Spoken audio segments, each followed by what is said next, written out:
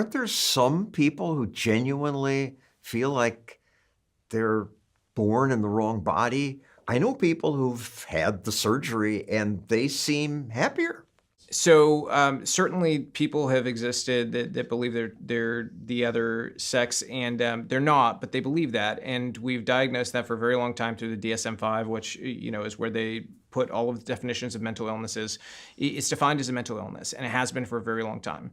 That doesn't mean that there aren't people who believe this. They certainly believe it. There's also schizophrenics who believe that they're Batman, who believe that they can fly off of the top of the Empire State Building. Like, there's people who believe all kinds of things. It doesn't make it true, and so that's my contention, is they can believe it all day long, that's fine. It doesn't make it the truth, though, and I'm not going to pretend to affirm something that's not true. And it would be no kinder of me to affirm that they believe they are this thing that they can truly never be than it would be for me to tell the schizophrenic person that, yeah, in fact, you can fly off the Empire State Building. I would be doing a disservice by pretending that every delusion is actually, in fact, real just because it might make somebody happy. Just because it might make somebody happy doesn't mean it's not harmful to other people or to themselves. But it does make some people happy. Sure, and if you're an adult and you make a set of decisions I disagree with, that's your prerogative. Knock yourself out. But once you cross the line and you start doing this to children who don't have informed consent, they don't understand what they're actually doing and what they're signing up for, I think there's no forgiveness, and I think that you're an awful, awful human being if you're anywhere nearer involved with the concept of doing this to children.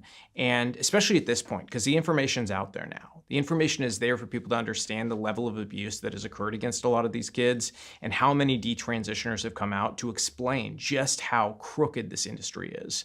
There are so many kids out there who will tell you that they got their hormones, they got their puberty blockers, they got their double mastectomy approved without ever even being checked for mental illness, without ever being sat down and really being talked through in terms of the things going on in their life, being asked, hey, are you the victim of sexual abuse?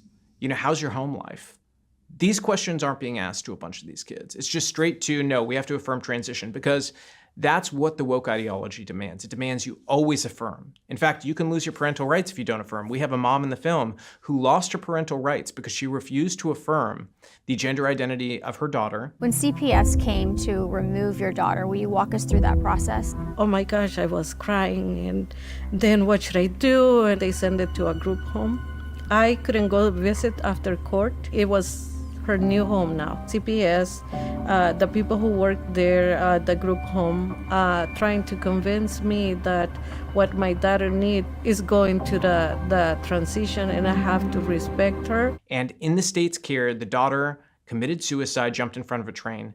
This is the hardest interview I've done in my life, talking to that mom, because she tried to save her kid. She tried. The state would not let her save her child.